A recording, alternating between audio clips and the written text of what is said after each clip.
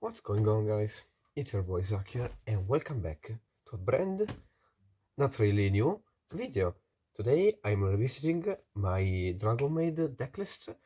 I went for all last tournament, and I'm not saying that I'm really proud of it, but I'm really happy since, as probably you know me, I really love the deck, and it's done me so amazingly this weekend.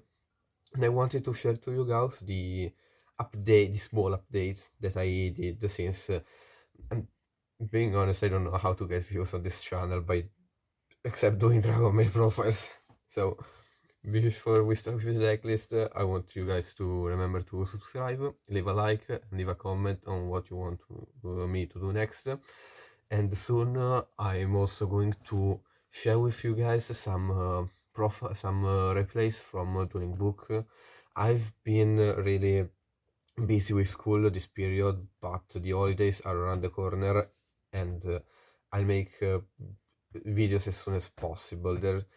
It's just having just some afternoons to play, very small hours. I really can't get much content out of them. For example, I got a really cool Flander game of 40 minutes, but I think it's too long and boring to play, and I got like 2 minutes sprite matchup, but let's not talk about this.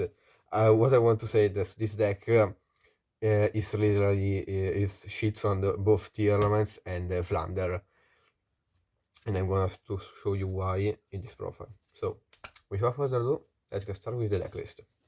So, obviously, playing pure Dragonmaid, we play free Shimmer Dragonmaid.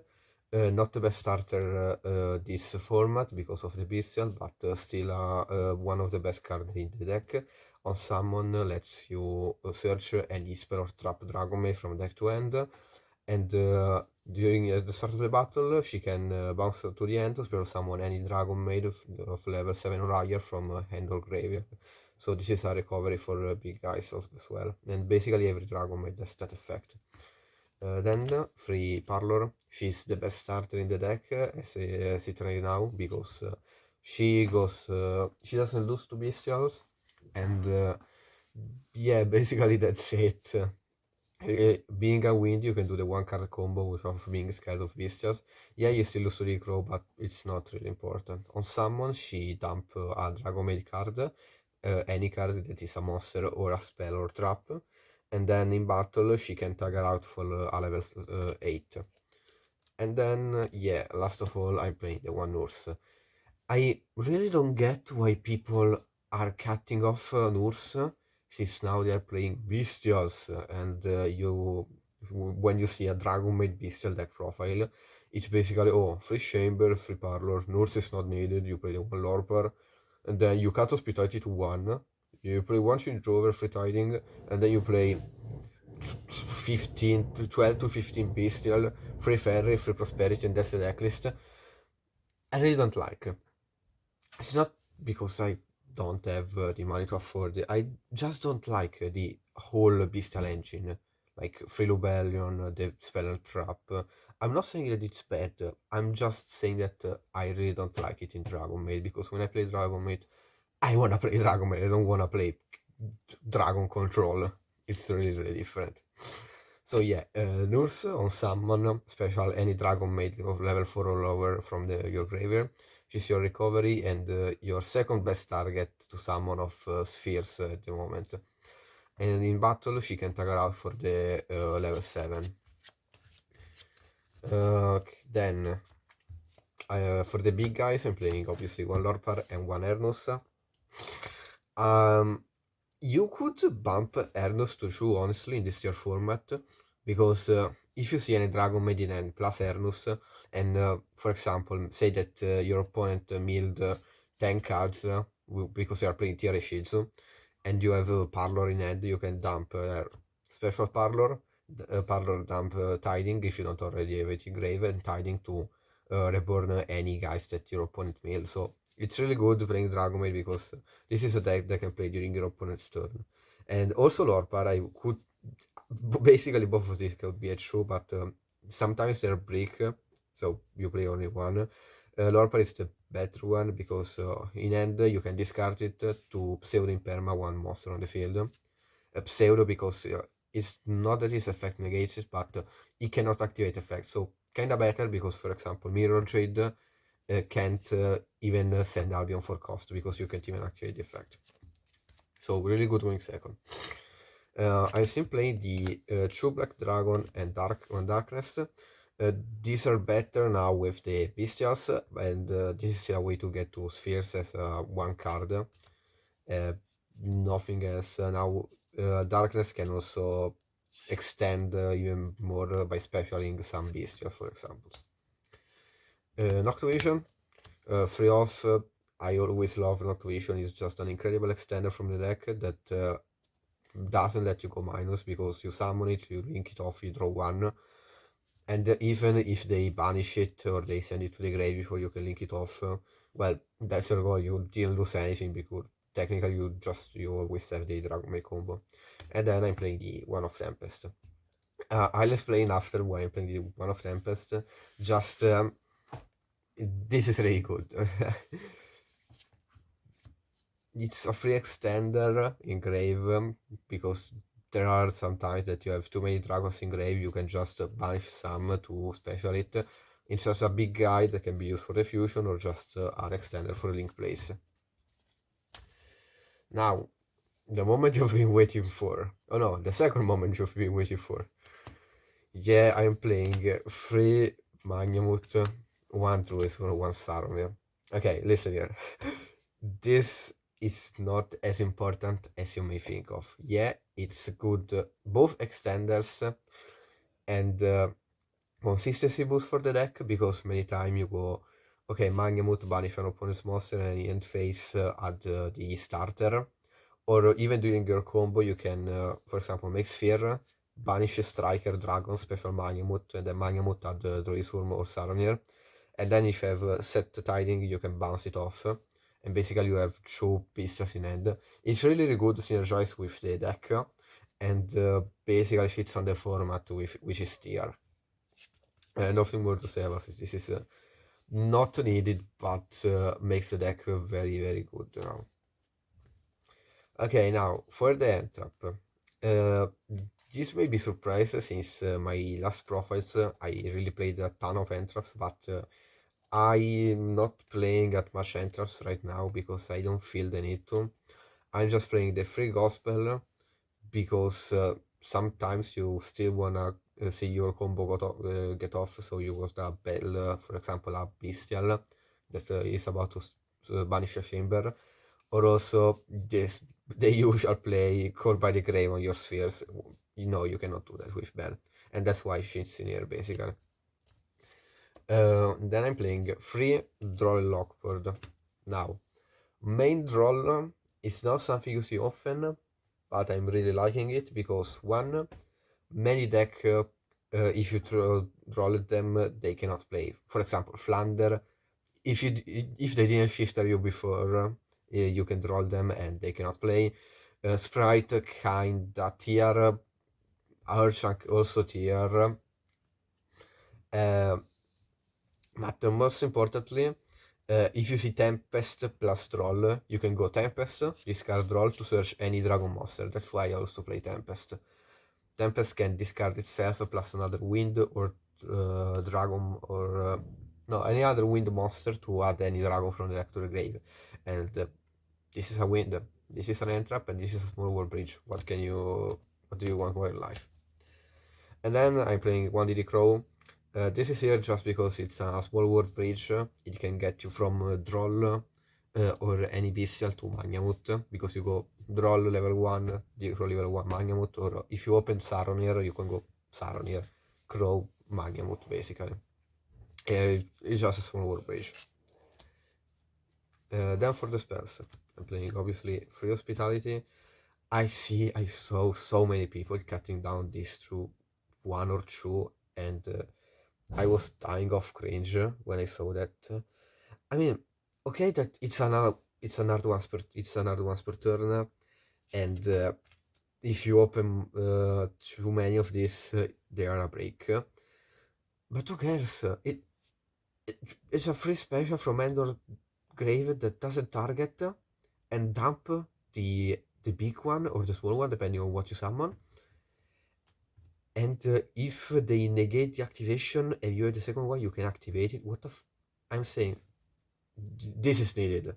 I think this is a free off in any Dragonmaid deck because we have this your grind game. I'm not saying that it's bad, but it's really worse. And then choosing Jover, not playing Chu can maybe a break, but I'm playing Chu because there may be still some DD in the matchup, and like for example, Stree of Flanders Stree can banish it, or if you go Fusion first play and they go like Shifter, they banish one, so you need the second one, or Runic banish one if you have the second one. Chu is really important in this format, I think. Then shoot small words, not as important as before since we have the bestial now, but sometimes you still wanna small word for anything in the deck and you can still make it. And then while called by broken card, please ban it. It won me like 2 or 3 games, just discard alone. And then for the traps, yeah, we're playing the 3 of the best cards in the archetype, Dragonmaid Tiding. I'm not gonna tell you how many times I won because I had this in grave and my opponent tried to go for game and I just go, okay, battle effect, banish, special summon a Dragonmaid, and I basically wall off and next turn I can OTK on the crackback. There are a few decks and with the bestial this is even easier because you keep one bestial in hand, in battle you can summon it. There are not a lot of decks that can play around it, and this is really good and unexpected if your opponent doesn't know what you're doing, which basically, let's be honest, no one knows what Dragonmaid does except you. And then the one downtime, play this, please play this. This is an how to win against Flander, for example. This is the reason why the Flander matchup is not easy, but it's easier than the other matchup. Basically, when you're playing against Flander, you don't care. If you know that you're playing against Flander, you go chamber normal, add this, set this pass. You don't want to do anything else because Flander can't kill you in one turn, and you can kill him in the. You can break his board and play grind more than Flander does, because usually they will set up the map and you go, okay, normal chamber effect, they chain map and you chain this target chamber to bounce it and half is and a spell trap.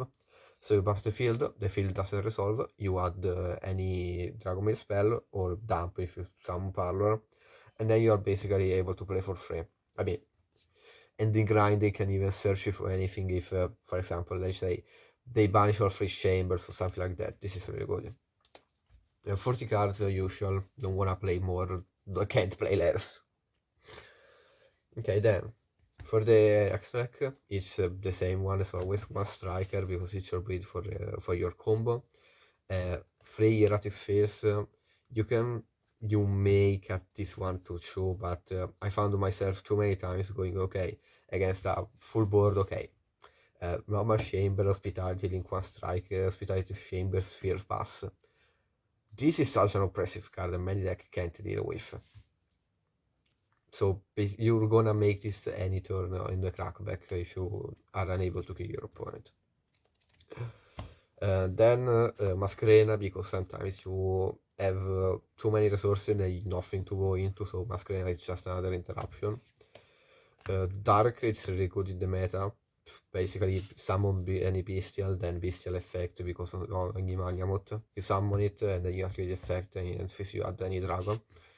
And this can add the black metal dragon or the crow depending on if you what you want if it gets destroyed. Unicorn, target for Masquerena. You never go minus using Unicorn because most of the time you can recover everything you discard. Arches Code, what makes the deck OTK basically. Nothing more to explain. Goddess, really helpful card, helped me even last local. Being able to link off one monster opponent control, being for example an elf or a Masquerena, and then dark rolling the board and making this unaffected except you target it is really good.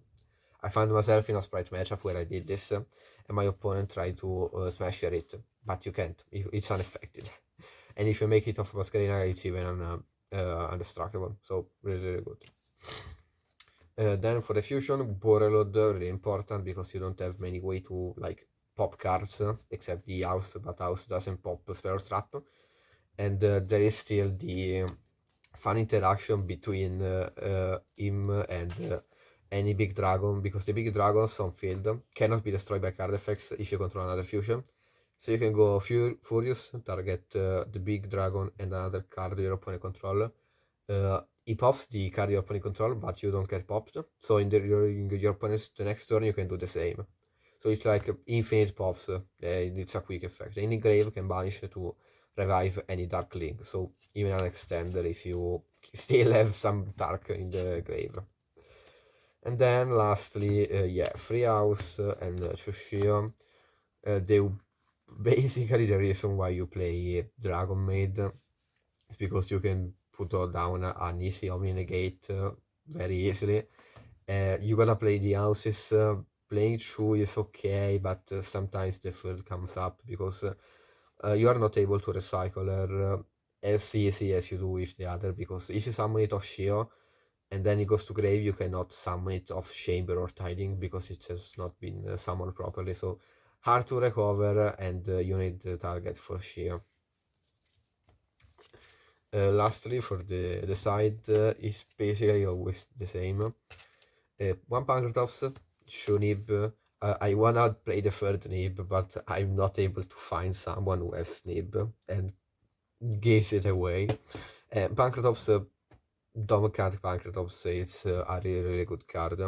You can small word into it from basically any card, and it's an easy way to force your opponent cards. Then I play Free Dark Ruler. Going second, you don't have really a good way to deal with opponent's board.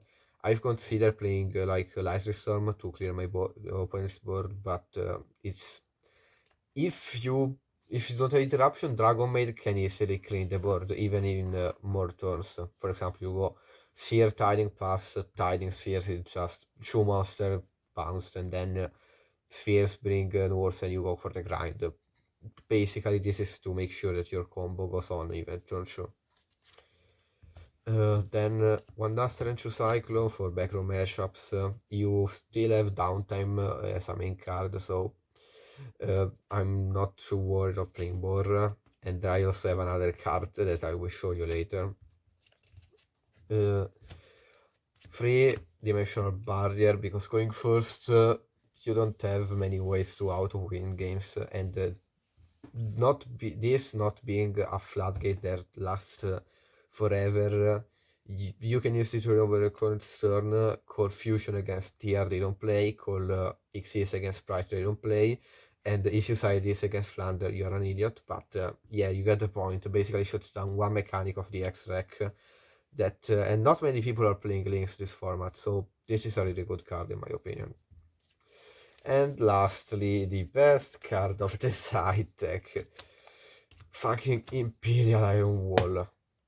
I'm not kidding, this card won me like 2 matches last tournament. You side this against Runic, they cannot activate a single spell because all spells have to banish on resolution, and if they're not able to banish, they cannot activate the card. They can only keep activating the effect to special summon monster, Runic monster, but that's not a big of a deal. And the ladder matchup that you win this is Flander. I mean, you already grind more than Flander does if you play Dragonmaid well. This makes it even easier. I know you can't. The only thing that you can't do is your bestials, but let's be honest. If you put this in, you cut the bestial package. For example, against Runic it does nothing. Against Flander they do nothing. So you side bestials and you play this free, and you can't tiding, but still. Yeah, it's good, but it doesn't matter if your opponent can't play. And also you can touch squad to pop things, but I mean, you just don't do it. You can really play around it, but if you side this against a matchup that is really good, that your opponent can't do anything if they don't play the out. Yeah, they were playing Duster and backrow removal, but no one really side them against Dragonmaid, because most of the time I have, for example, Noctuation to protect the sets, and Tiding Engrave does more than does on the field, so why would you do that? Yeah, it's a really cheap card, and not me not liking Floodgate that much. It's a Floodgate for decks that already kinda floodgate you, so it's absurd. So thank you guys for watching. This was my updated Dragonmaid deck profile. Let me know with a like if you liked it, and hope you understood and enjoy what I say. I repeat, some replays will come soon. You are going to be able how I play the deck, and yeah, basically that's only that. Thank you all guys, and I see you in the next video. Bye.